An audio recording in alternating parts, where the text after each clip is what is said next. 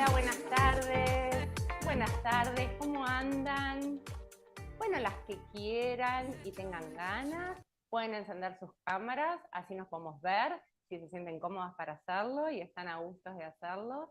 Bueno, bienvenidas, muchas gracias por conectarse. Feliz Día de la Mujer para todas nosotras. Algunas caras ahí veo conocidas que tuvimos en clase. Bueno, primero que nada les quiero agradecer muchísimo por conectarse al Zoom, a YouTube. Voy a empezar presentándome. Mi nombre es Wanda Wolhover, soy psicóloga clínica, soy gestáltica. Y bueno, y traigo esto de que soy gestáltica porque en realidad es desde esa mirada que hoy voy a estar conversando con ustedes sobre autoestima.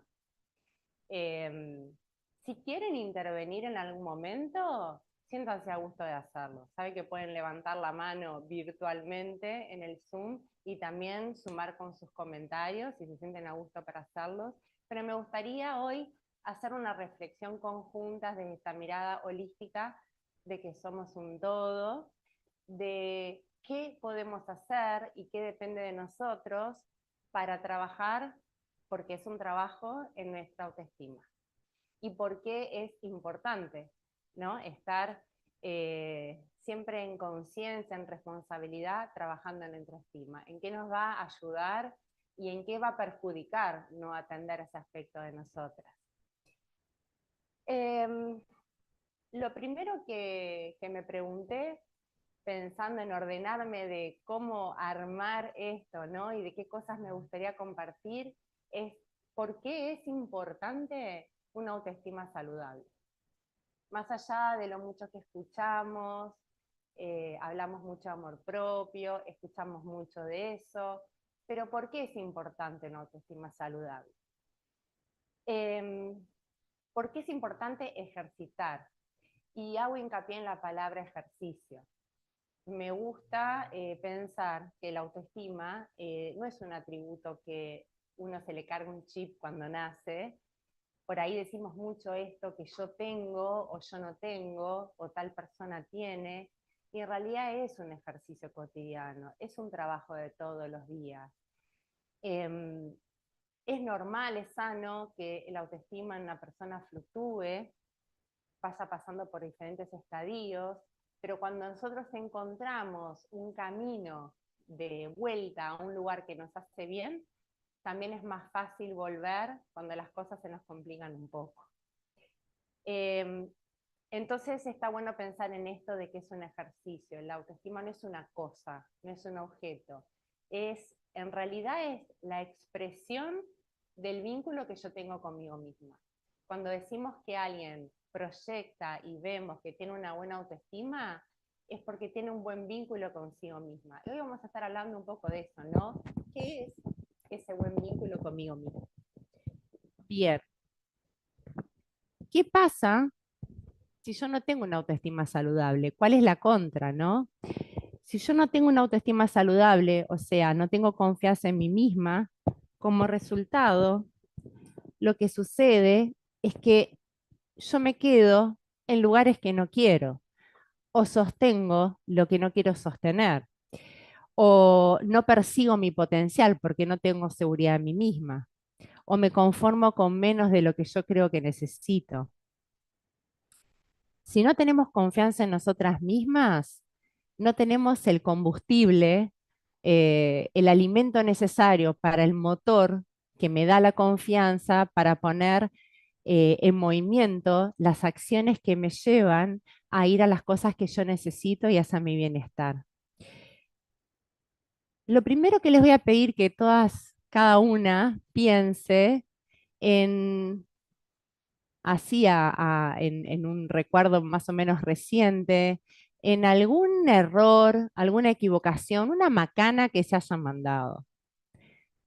Me refiero a algo sucedió de una manera que yo no pensé que iba a pasar, lo planifiqué de una forma pero me salió mal, se me rompió algo, no cumplí con lo que yo misma me había propuesto a cumplir, un error que cometimos.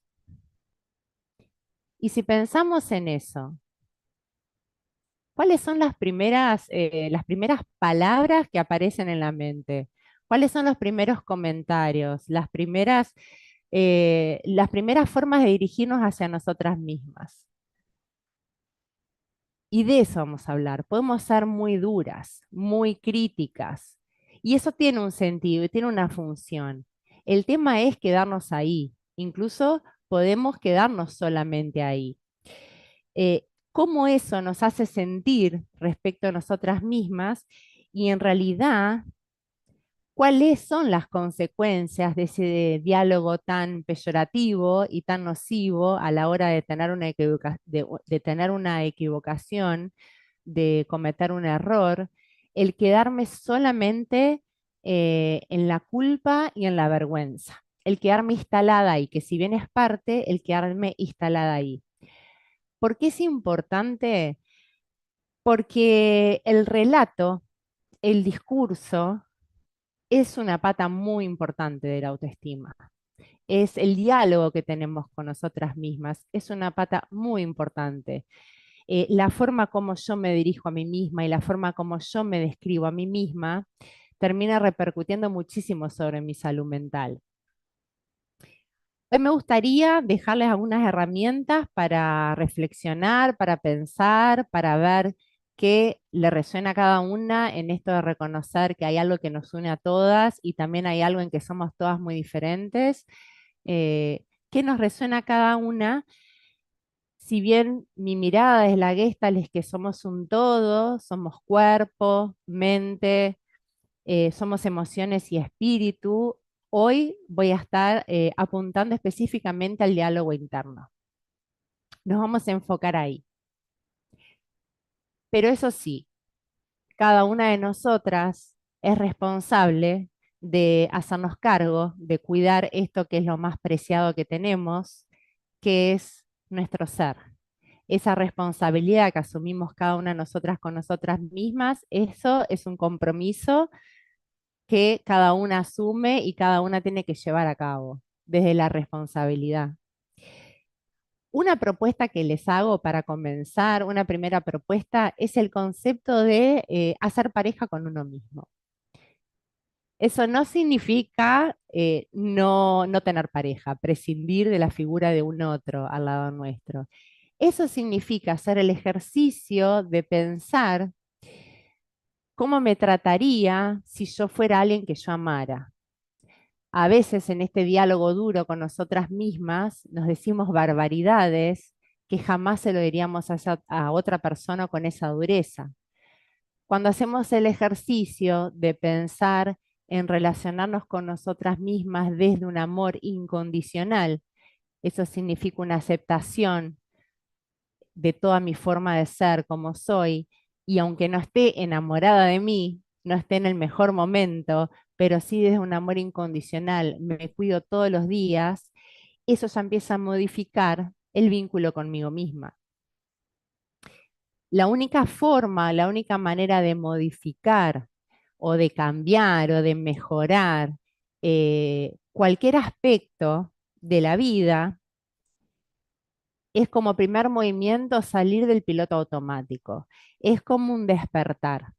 Cuando andamos por la vida como dormidas, en el piloto automático, desde la inercia, lo que sucede es más de lo mismo, más de lo que conocemos. Tendemos a los mismos hábitos, a las mismas respuestas, a las mismas acciones y obtenemos los mismos resultados, como ya sabemos. Ese primer movimiento de una observación consciente sobre mí, eso ya produce cosas. En primer lugar, esa mirada ya habla de una responsabilidad. En vez de caminar de ojos cerrados, por decir una manera, camino con ojos abiertos y asumo con mucho más responsabilidad lo que está pasando en mi vida, lo que estoy haciendo con mi vida.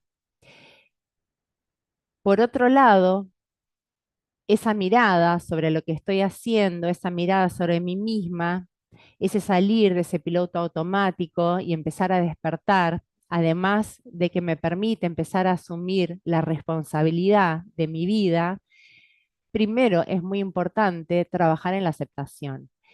La aceptación como concepto hablamos de reconocer y asentir a lo que es.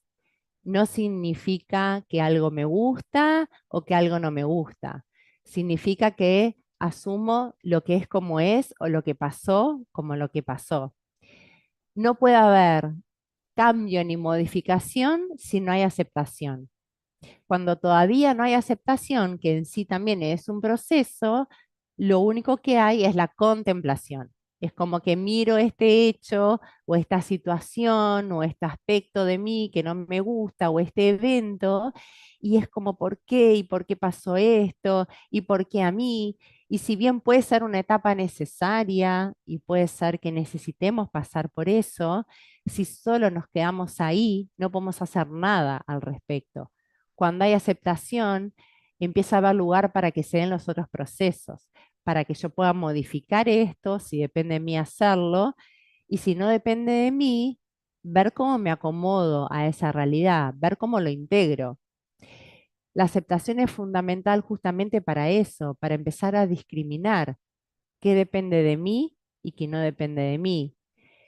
Si hoy queremos irnos de acá pensando en qué puedo hacer yo en relación al amor propio, a mi autoconfianza, a mi autoestima, es muy importante que yo empiece a mirar, cuestionarme qué depende de mí y qué no. Si mi autoestima está depositada en qué piensan los demás de mí, o que creo que piensan los demás de mí, o lo que creo que esperan de mí, está depositada en factores externos. Por lo tanto, no voy a tener ninguna incidencia sobre cómo me siento conmigo misma. Entonces, lo importante es empezar a discriminar qué depende de mí, entonces qué es mi responsabilidad y qué no depende de mí, y bueno, y cómo me acomodo a eso que no depende de mí. Pero aunque parezca que nos da más descontrol, en realidad nos da mucho más libertad. Tenemos mucha ilusión de controlar aspectos de la vida que en realidad no controlamos. Pero cuando empezamos a ver lo que sí controlamos, que es lo que hago frente a las cosas que suceden, de las cuales muchas no elijo, muchas no las quiero para mí, entonces me puedo dar cuenta que tengo un rango de acción mucho mayor al que yo pensaba. Vamos a pensar en una definición de autoestima, hay muchísimas, pero como quiero trabajar en el diálogo interno y apuntalar a eso, voy a pensar en esta definición, desprendida del autoconcepto. El autoconcepto es eso que yo creo de mí. Entonces, como resultado, mi autoestima es como yo siento eso que yo creo de mí. Cuando nosotros pensamos, sentimos o consideramos que alguien se equivocó con nosotros, eh, que alguien hizo algo que nos dolió, en realidad lo que estamos diciendo es que esa persona no actuó en armonía con mis necesidades. Después lo podemos discutir un montón, pero como cada uno tiene del mundo su propio mapa interno, y eso también es una realidad, la percepción del mundo es absolutamente personal e individual y está atravesada por la historia, por el contexto cultural, de dónde viene y las necesidades de cada persona. Cuando alguien se equivoca conmigo, cuando alguien me hace daño, en realidad lo que yo estoy diciendo es que no actúo en armonía con mis propias necesidades. Entonces yo puedo decir que cuanto menos yo atiendo mis propias necesidades, peor es el autoconcepto que yo tengo de mí misma. Por lo tanto, es más baja mi autoestima, es más baja la confianza que yo tengo en mí misma.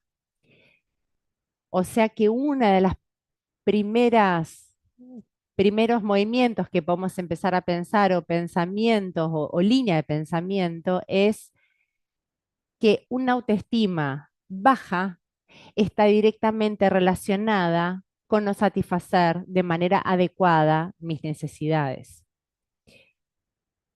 Una persona que atiende sus necesidades, que se escucha, proyecta seguridad, proyecta confianza.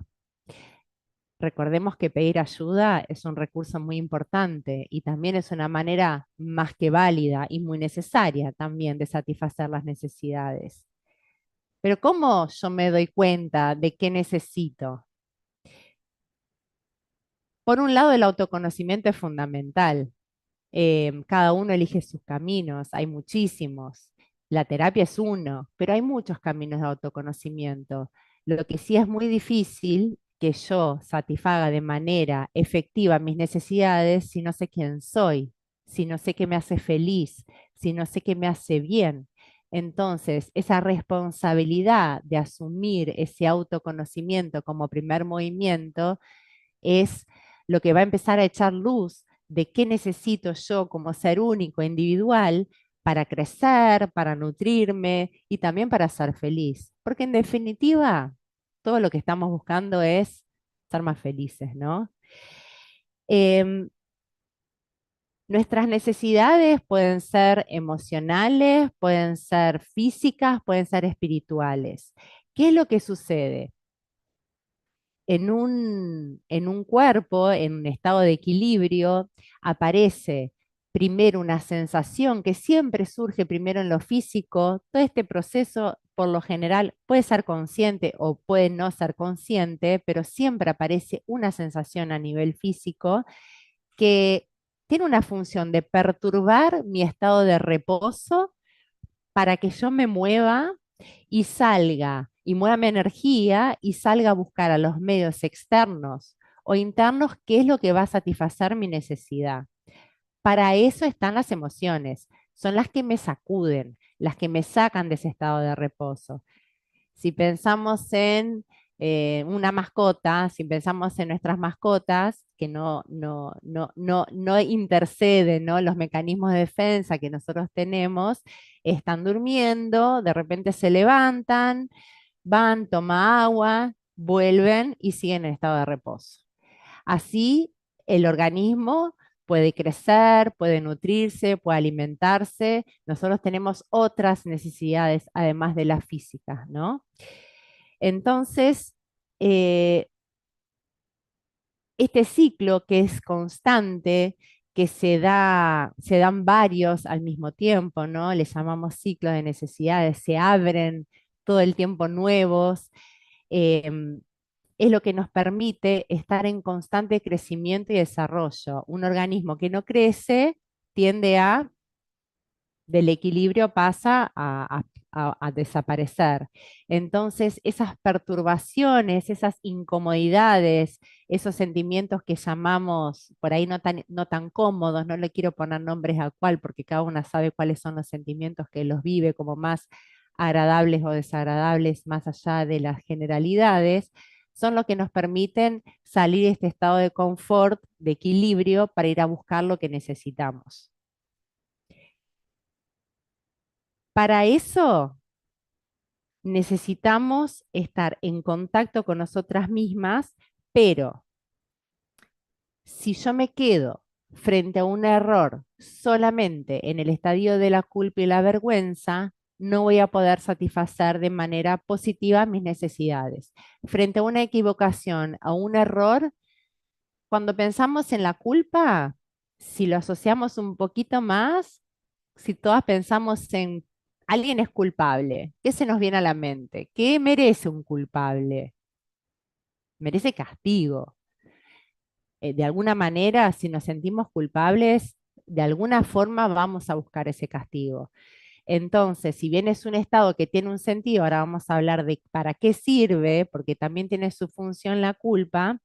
Si nos quedamos ahí, lo que nos genera es una desconexión de nuestro ser, porque la culpa y la vergüenza salen de un veredicto intelectual, sale de eso está mal, sale de la parte esa más intelectual, me desconecta de mi esencia, no me permite solucionar, no me permite crecer a partir de esa situación si me quedo instalada ahí. Además de corremos el error de quedarnos empastados ahí, quedarnos enredados en ese odio por nosotros mismos, por habernos equivocado, entonces nos quedamos ahí mismo, en ese enredo, y no hay crecimiento a partir de esa situación. Pero me gustaría también detenerme un poquito en la culpa y en la vergüenza, que nos pasa mucho. Y lo primero que me gustaría decir es que la culpa y la vergüenza no nos sucede porque somos tontas, porque somos masoquistas, porque somos seres que no evolucionamos, porque no aprendimos nada. No queremos seguir agregando listas a los autoconceptos negativos que tanto daño nos hacen, ¿no? La culpa tiene un sentido. Em, la culpa es un mecanismo de autorregulación que nos permite mantenernos dentro de ciertas normas, de ciertas reglas. Y desde la mirada que les propongo, en realidad es mantenernos leales al sistema familiar al que pertenecemos. Esto que le estoy diciendo es absolutamente a nivel inconsciente. Hay algunas que son muy conscientes y sabemos que estamos rompiendo con las tradiciones familiares, pero otras son bien a niveles inconscientes. Se les llaman esas lealtades ciegas. Hay, como se dice, un libro mayor que toda familia tiene escrita con todas sus reglas, sus tradiciones, los roles que debemos cumplir, con quién debemos casarnos, si tenemos que tener hijos o no. Nadie lo escribe, pero todos los leemos en algún nivel.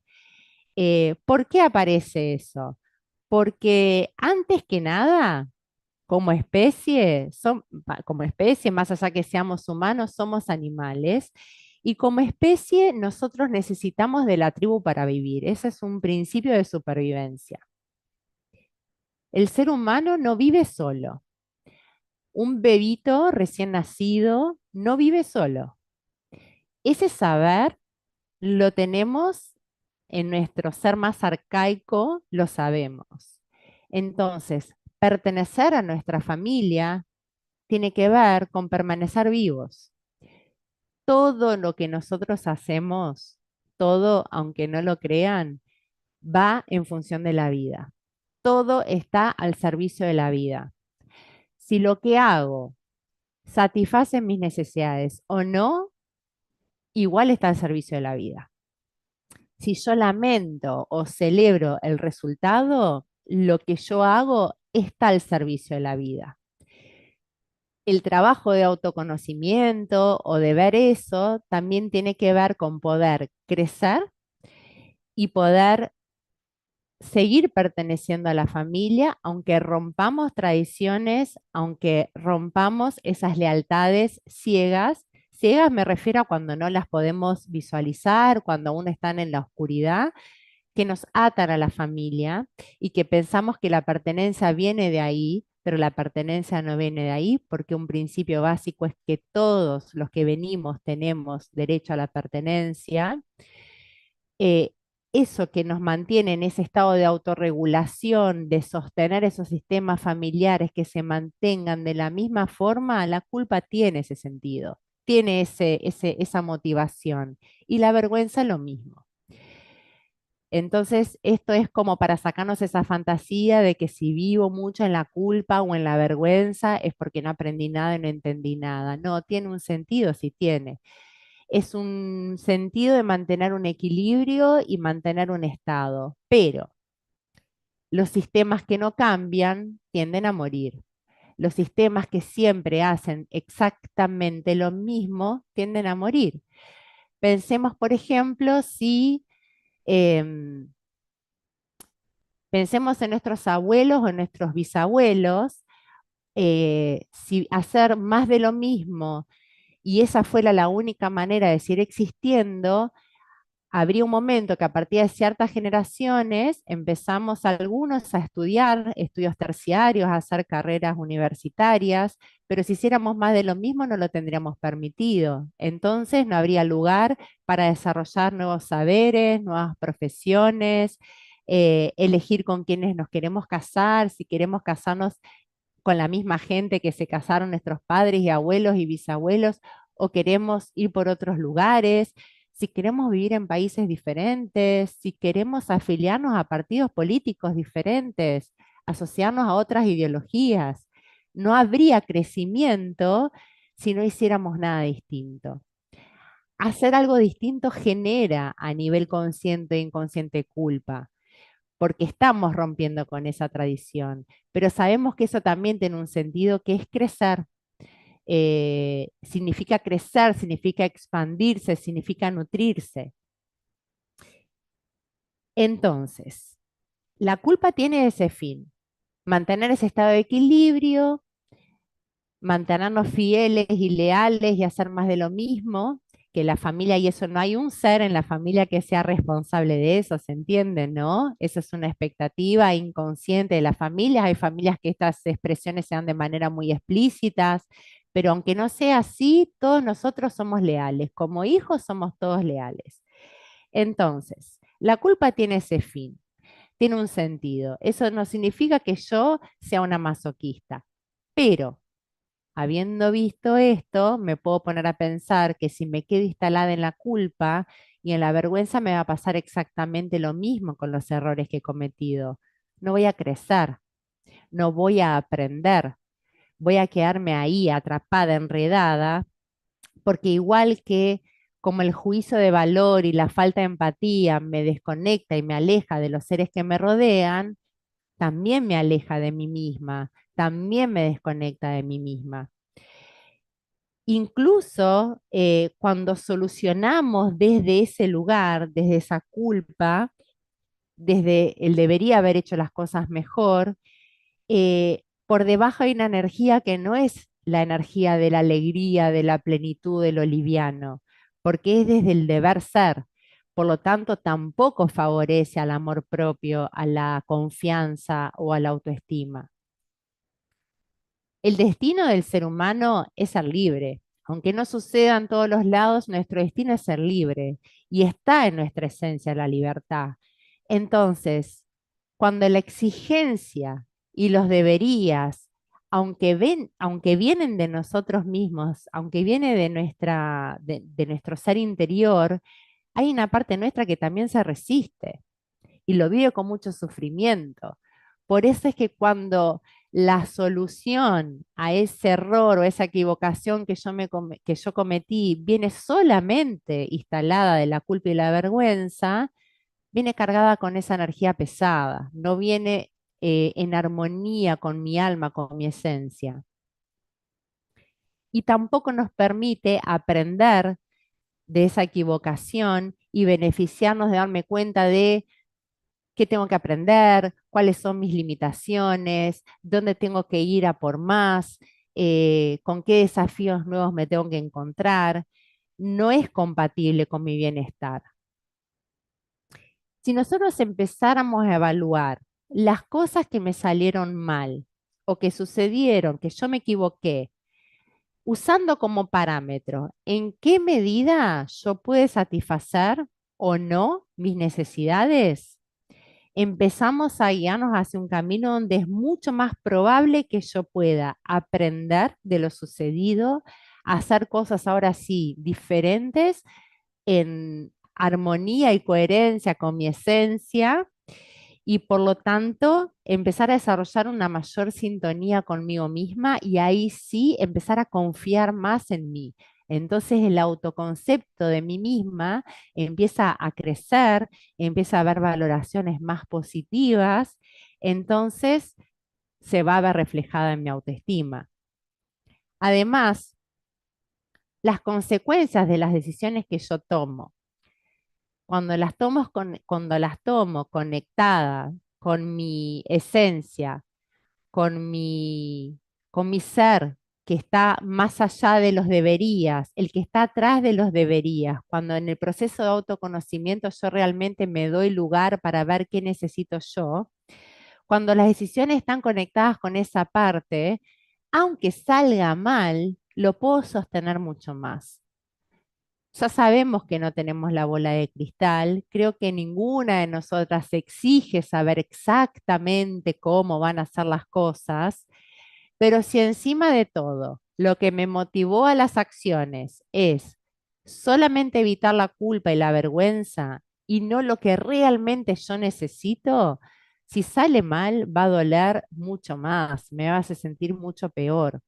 Ahora, si sale mal, pero yo realmente lo decido desde mi lugar más auténtico, más genuino, más sincero, sostengo más las equivocaciones porque me puedo permitir no saber adivinar qué es lo que va a pasar el día de mañana. Nuestra esencia vendría a ser aquello que está oculto o que se puede revelar cuando yo puedo empezar a sacar las capas de los debería, de los tengo que, de lo que se supone que esperan de mí. Todo hablamos de nuestra percepción de lo que yo creo que las personas esperan de mí. A veces cuando vamos por la vida, si tuviéramos la posibilidad de preguntarle a todo el mundo, ¿qué esperas tú de mí? ¿Qué esperas tú de mí? Podemos darnos cuenta que mucha gente no espera nada, que eso tiene mucho más que ver con mi percepción de lo que el mundo espera de mí. Pero en definitiva, mi percepción es es la que me muestra o me condiciona mi realidad, es mi mirada a la realidad. Cuando me refiero a esencia, me refiero este ser mío, lo mío único, que no es parecido al de nadie más y que en contacto con eso yo sí puedo elegir qué es lo que necesito para ser feliz, para desarrollarme, para estar sana, conociéndome. ¿Cómo empezamos a salir de ahí? Porque esto sucede. La culpa existe, es irracional muchas veces, pero está igual. La vergüenza también. ¿Cómo empezamos a salir ahí? Yo les voy a proponer algunos movimientos. Como les decía al principio, cada uno va a ver qué es lo que le resuena más, qué es lo que se siente a gusto, qué lo puede utilizar. Un primer movimiento que puede ayudar es empezar a preguntarse, a reemplazar la palabra culpa por responsabilidad. Entonces, frente a una situación que yo me equivoqué y que me está alimentando ese autoconcepto negativo, me empiezo a preguntar, ¿de qué realmente yo soy responsable? Esto salió mal, es mi culpa, es muy fácil decir, pero cuando yo me pregunto, ¿es mi responsabilidad? Muchas veces la respuesta es no, no es mi responsabilidad. No dependía todo eso de mí. Mi responsabilidad era una parte. Entonces, empezando a ver mi responsabilidad, entonces yo realmente puedo empezar a tener herramientas para ver qué depende de mí modificar y cambiar y qué no depende de mí modificar y cambiar. Ahí la estrategia es otra, cómo yo empiezo a incorporarme, a adaptarme a eso que en realidad no me gusta, pero que no depende de mí. Todo en la vida, todo en la vida necesita su tiempo. Entonces, hacer estos movimientos necesitamos darnos tiempo. Ese famoso regalo del tiempo es algo que nos tenemos que dar para salir del piloto automático, para salir de la inercia de hacer exactamente siempre lo mismo, me tengo que dar tiempo. Y tiempo acá es literal. Así como cuando estamos en estado de ira, decimos contemos hasta 10 para no sacar toda la ira. Bueno, darme tiempo para no ser reactiva, que en la reactividad hacemos más de lo mismo, es lo que permite que entre luz para que empiece a salir un poquito más de aquello que realmente es verdadero para mí. Hablo para mí todo el tiempo porque cada una tiene que encontrarse qué es lo verdadero para cada una de ustedes, qué es lo verdadero, qué es lo que está vivo en cada una de ustedes.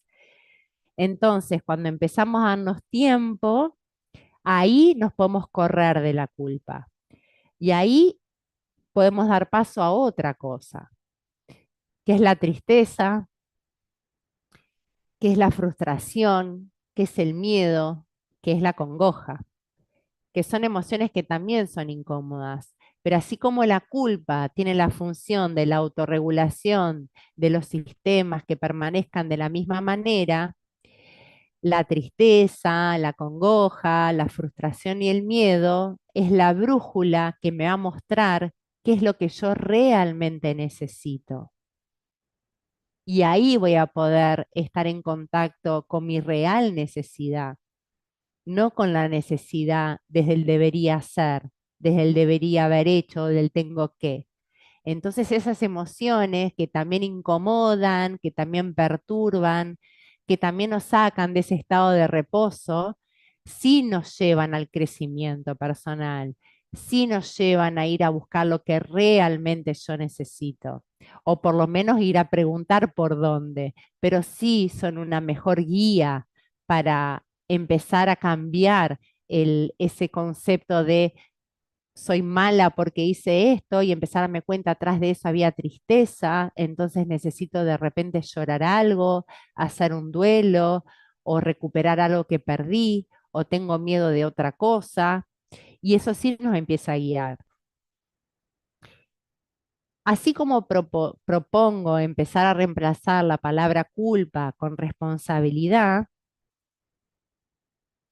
también les propongo empezar a reemplazar los tengo que o los debería por elijo. Entonces ahí pasan dos cosas. Primero que me empiezo a hacer de vuelta mi lista y me doy cuenta de los deberías y los tengo que, con cuáles me quedo y cuáles me doy cuenta que en el fondo no elijo nada y no tengo que nada, no quiero eso, por un lado. Rechequeamos esto que lo estamos incorporando como que tengo que y debo. Pero, atención, ¿no? Voy a dar un ejemplo porque puede haber trampa acá. Yo me puedo hacer trampa. Por ejemplo, tengo que trabajar. Capaz que yo puedo decir, pero yo no elijo trabajar, no quiero. Me gustaría tener todos los recursos disponibles y no tener que trabajar. Bueno, pero hablamos al principio de aceptar la realidad que me toca como es. Y si yo no tengo en mis medios los recursos para vivir donde quiero vivir o pagar las cuentas que necesito pagar, entonces sí elijo trabajar para obtener los medios para la vida que yo quiero tener. Nosotros no queremos vivir en la calle. Intentamos hacer todo lo posible para no, pero en realidad es una decisión. Y si nos damos cuenta que es una decisión, incluso en aquellas elecciones que decimos no me queda de otra, nos damos cuenta que en realidad sí nos queda de otra y que elegimos eso para una mejor vida. Entonces, ojo con esa trampa. Hay cosas que no quiero, pero cuando voy hilo un poco más fino, me doy cuenta que en el fondo las termino eligiendo.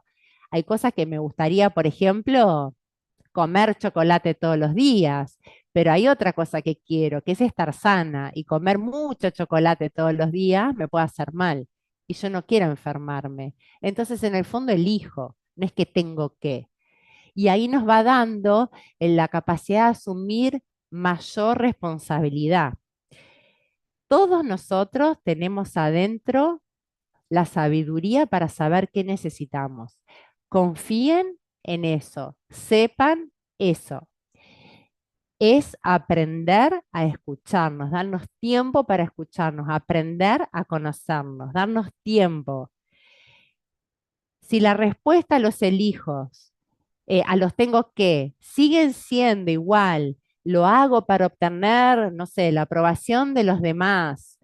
Si sigue siendo depositando mi autoconcepto en factores externos, voy a caer en el mismo loop. Y ahí mi autoestima no va a depender nunca de mí. Bien, acá me pregunta cómo nos podemos conocer. Los procesos de autoconocimiento son varios. Yo hablo en primera persona, creo que se crece con otro. Yo creo que uno crece con otro. De nosotros mismos aprendemos más de lo mismo. No es que no podemos leer, no es que no podemos mirar videos que nos enseñen, pero en el intercambio con el otro está el conocimiento, el crecimiento. El proceso terapéutico es un camino de autoconocimiento, pero hay muchos otros. Para muchas personas la espiritualidad es un camino de autoconocimiento, el yoga es un camino de autoconocimiento. Es mirar para adentro de la mano de un otro en lo que a ustedes les resuene. Tiene que ser algo que yo que entienda, un idioma que me haga sentido. Y si uno va por la vida buscando un maestro, el maestro aparece. ¿no? Eso es así. Yo por lo menos creo en eso. Así que es querer autoconocerse y buscar la forma que van a aparecer los maestros. Entonces, si empezamos a darnos tiempo para corrernos de ese lugar, de la culpa, ahí sí vamos a poder conectarnos con esas emociones que, que pueden ser dolorosas. El dolor es inherente a la vida, es parte de la vida, porque en la vida las cosas terminan, las cosas se van o los resultados no son siempre los que yo buscaba. Pero en resumen, una autoestima sana, la persona que proyecta, que se quiere, que tiene confianza en sí misma, que es segura, es porque atiende a sus propias necesidades. Ahora les quiero invitar a hacer un pequeño ejercicio para visualizar algo de esto, de los debería. Ahí es cada una consigo misma. Les voy a invitar, hacia donde esté y cada uno donde esté, a que cierren los ojos hablando de cómo la culpa nos ha acompañado, es parte de la vida y ahí va a estar. Ahora te voy a hablar a ti, que tenés los ojos cerrados. Te voy a pedir que te imagines que atrás tuyo se para tu mamá.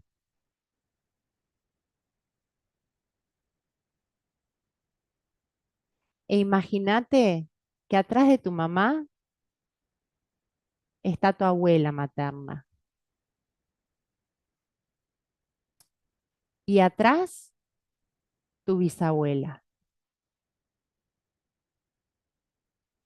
Y más atrás la mamá de tu bisabuela.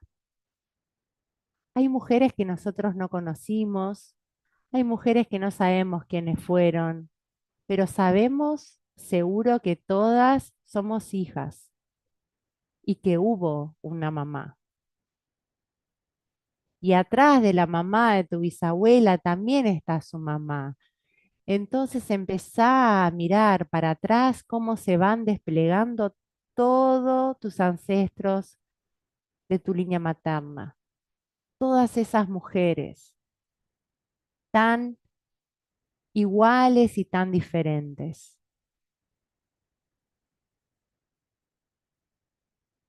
Y ya ni podés ver la primera de todas, porque son muchas, muchas, muchas para atrás. Y te pido que te imagines que te une a ellas ese hilo, eso que es la vida, que fue pasando por cada una de ellas y hoy te toca a ti, y que conectada con ese hilo, conectada con todas ellas, las honres, reconozcas que tuvieron su camino, aceptes lo que les tocó vivir, lo que te contaron, lo que sabes y lo que no sabes, pero que está dentro tuyo. A todo lo que fue muy hermoso y a todo lo que fue muy difícil. A todo eso te pido que honres, que le des lugar, que aceptes que pasó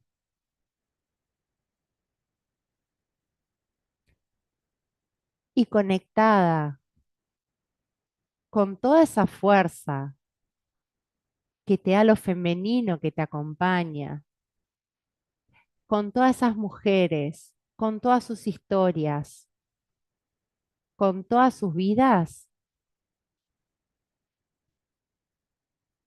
que les pidas permiso para hacer tu vida a tu manera, para asumir nuevos roles,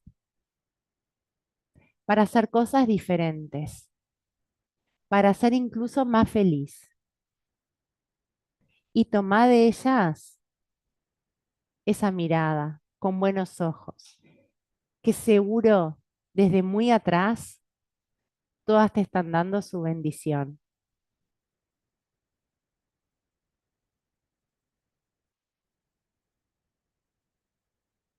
Casi pierdo las canciones, encontré en los corazones la salida.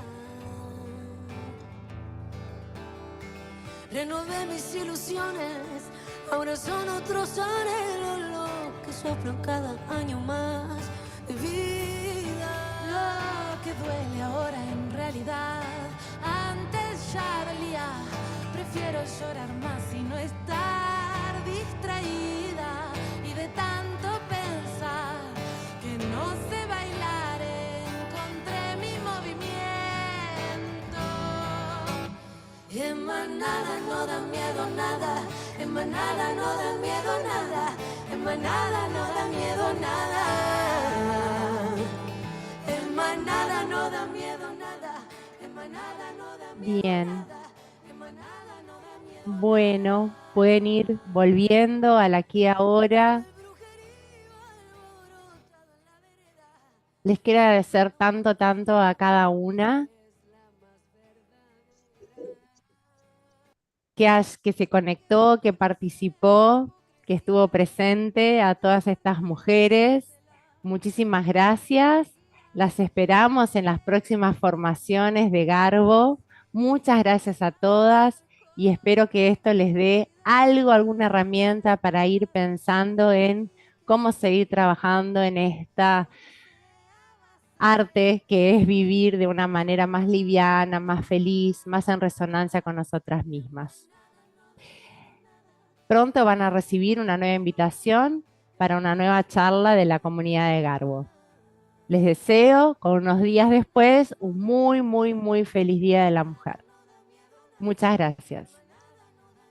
Muchas gracias. Gracias. En manada no da miedo nada, Muchas gracias. en manada no da miedo Gracias. Muchas gracias. nada, no da miedo nada. Muchas gracias.